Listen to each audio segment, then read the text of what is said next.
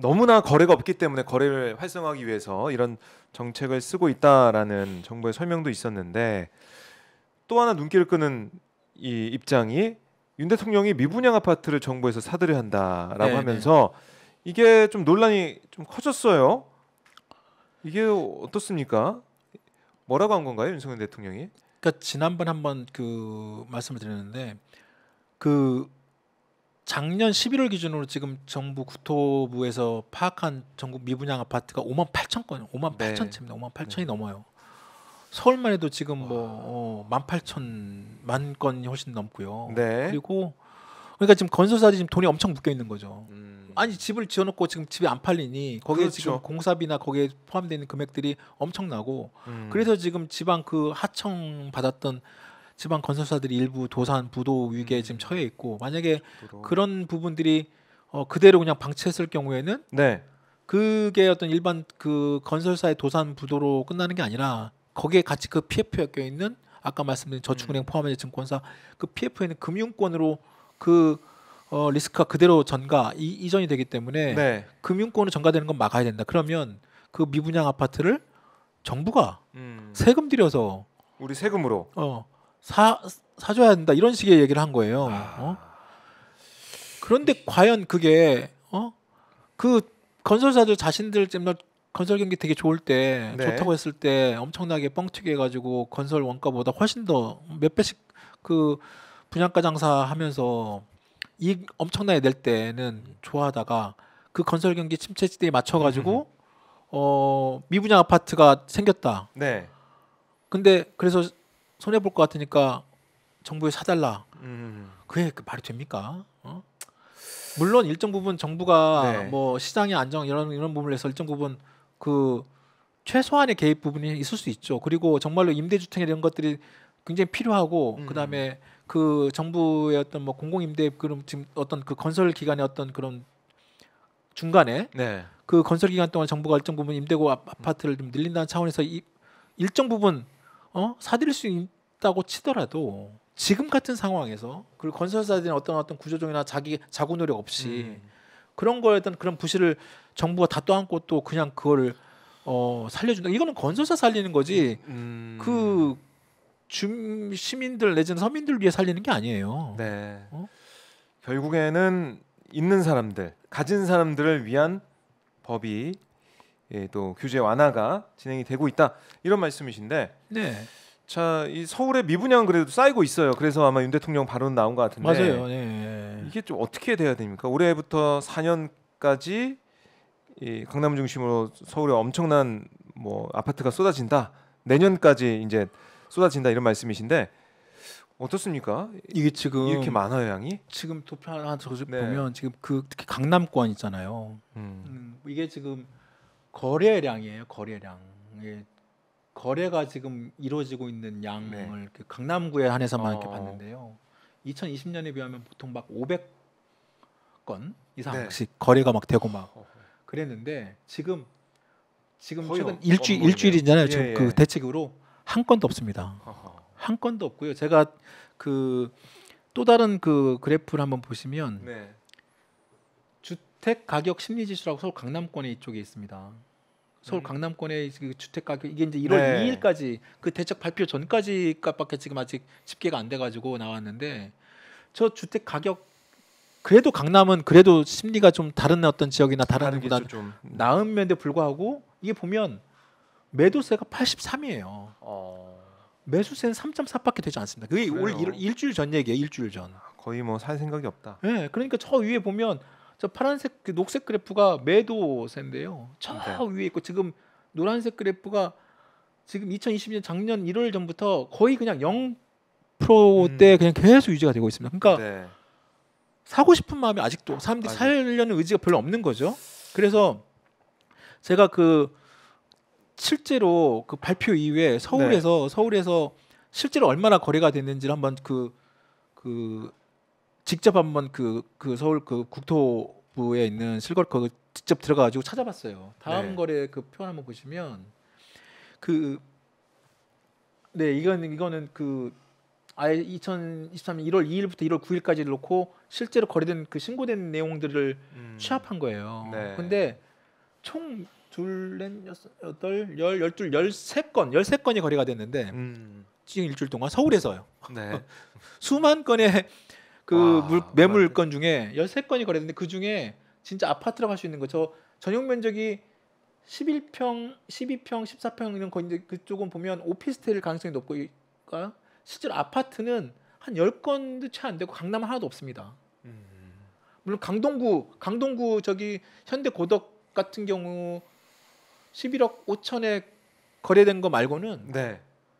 그 다음에 광진, 그 다음 거의 뭐 동대문 영등포 말고 강남권 하나도 없어요. 거래가 된 게.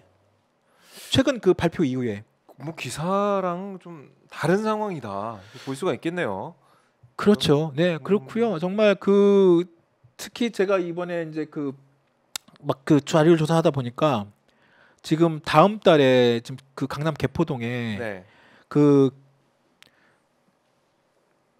개포 자이 프레지던스 같은 되게 큰 단지가 입주합니다. 예. 입주하는데 지금 거기 쌓인 전세 물량이 600채가 지금 쌓여 있어요. 지금 다음 달에 그러면 거기 원래 작년 말에 전세 값이 한 13억 정도로 네. 전세 값이요. 아, 원래 값은 뭐 한 25억, 30억. 비싸네요. 예. 전세 값이 13억 정도 이렇게 유지가 됐다가 지금 전세 값이 얼마냐면 5, 6억까지 떨어졌어요. 오. 자, 이거 그런데도 600채가 쌓여 있어요. 지금 600채가. 외우려면 큰일 났네요. 아, 그 정도로 심각한 상황인데 네. 이걸 윤 대통령은 미분양 아파트를 정부에서 사들여야 한다 이런 얘기를 하고 있는 거고 또 정책이나 대책이 좀 우리 중산층 서민층에 와닿지 않는 그런 내용들만 발표가 되다 보니까 잘 모르겠다 이렇게 하시는 분도 많으실 것 같은데 네. 결국에는 이게 이제 여론이 어떻게 작용할지 좀 봐야 될 것 같은데요. 지금 윤석열 정부의 부동산 규제 완화 카드 이제 뭐 거의 다 푼 거 아니겠습니까? 강남 3구랑 용산 남겨놓고 풀 건 다 풀었습니다. 이게 거의 다 풀 건 다 풀고 이제 수요 쪽에 예. 할 수 있는 뭐 이런 금리 지금 이제 DSR만 그대로 유지하면서 지금 가고 있는데요. 이렇게 문제는 아까 말씀드린 것처럼 이게 실수요자 네. 그러니까 정말로 집이 필요한 사람들 있잖아요. 집 없는 서민들 위한 대책이 없다는 거예요. 아, 그냥 그리고 지금 무주택자가 네. 한 절반 정도 된다고 하거든요, 보통. 그냥 2천만이 넘는 정도.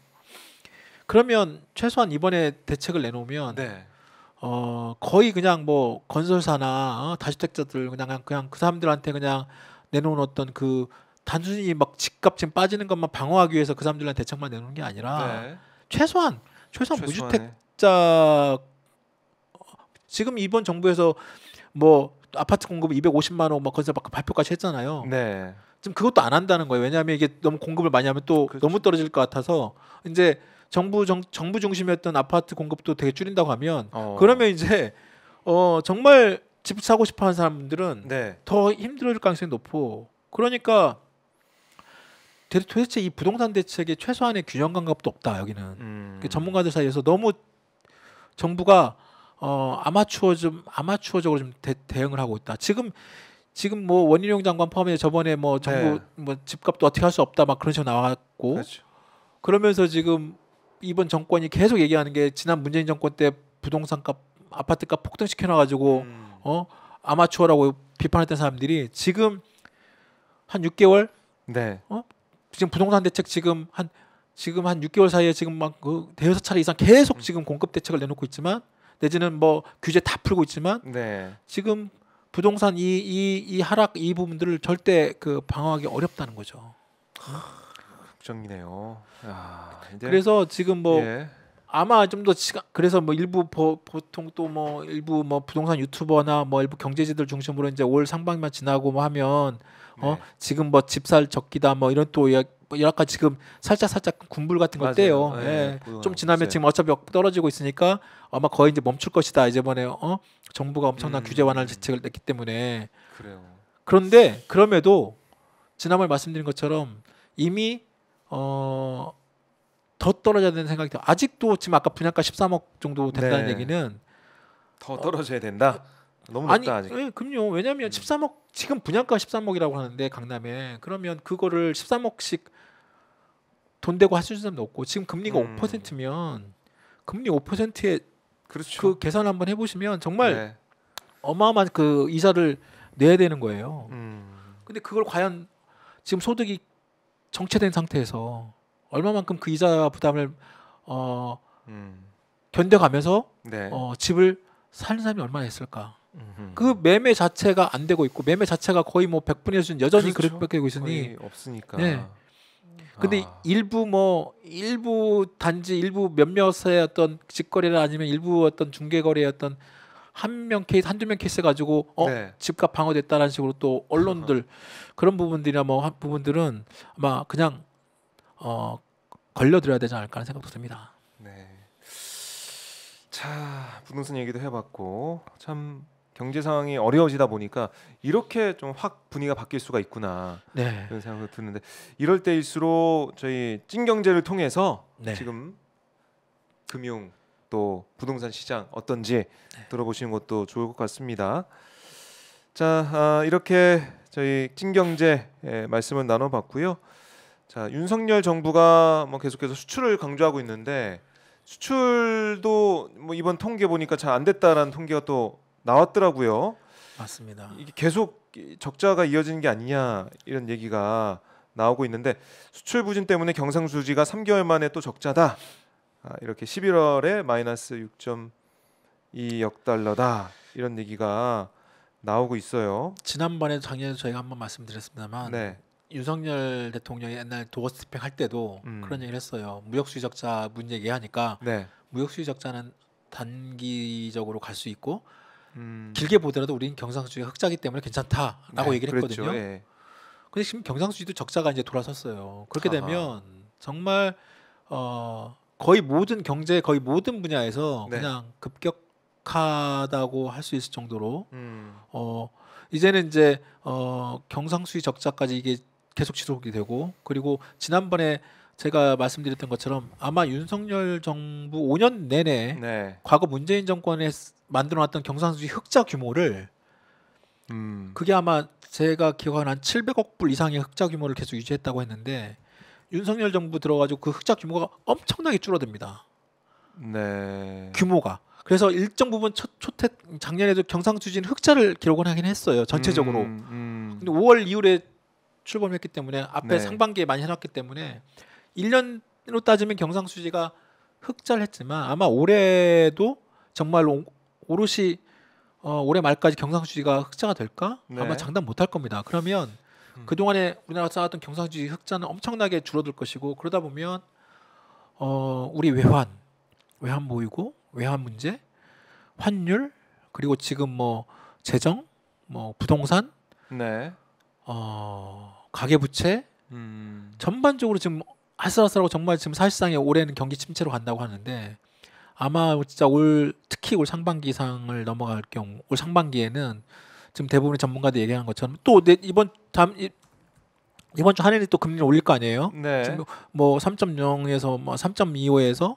3.5까지 갈 것이다. 뭐 그런 관측이 많더라고요. 그렇죠. 네, 그러면 이제 또 다른 또 그 전반적인 어떤 시중 금리가 또 다시 한번 또 요동을 칠 것이고 미국도 계속 금리를 올릴 가능성이 크고 예, 우선은 올린다고 하니까. 네, 그러면 또는 늦추더라도. 이번에 삼성전자도 엄청난 그 적자를 LG전자도 마찬가지고 지금 네. 뭐 저번에 아까 뭐 그 우리 그 시청자분도 막 그런 말씀하셨지만 지금 막 그 삼성전자 재고 막 물건 재고들이 엄청나게 하지 않습니까?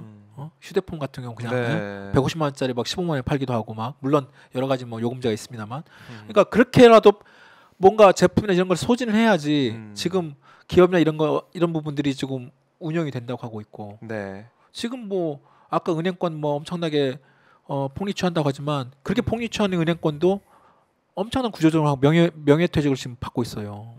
명예퇴직도 받고 있고 그러면 지금 다른 제조업들도 지금 엄청나게 지금 사람들 지금 해고 내지는 뭐 구조조정하고 있는데 네. 아마 정말 그 전문가들 사이에서 약간 뭐 다르긴 합니다만 경제 전문가들 사이에서는 올 상반기는 아마 우리나라가 어떤 때도 느끼지 못했던 경기 예. 침체 내지는 경제 위기 상황을 맞이할 것이다. 그게 아마 정설인 것 같습니다. 걱정이 됩니다. 네. 자, 김종철의 찐경제 매주 함께 해주시면서 경제 상황이 어떤지 파악해 주시면 고맙겠습니다. 자, 김종철 기자 오늘 고생 많으셨고요. 네, 다음 주에도 뵙도록 하겠습니다. 네, 네, 감사합니다. 고생하셨습니다. 네, 고맙습니다.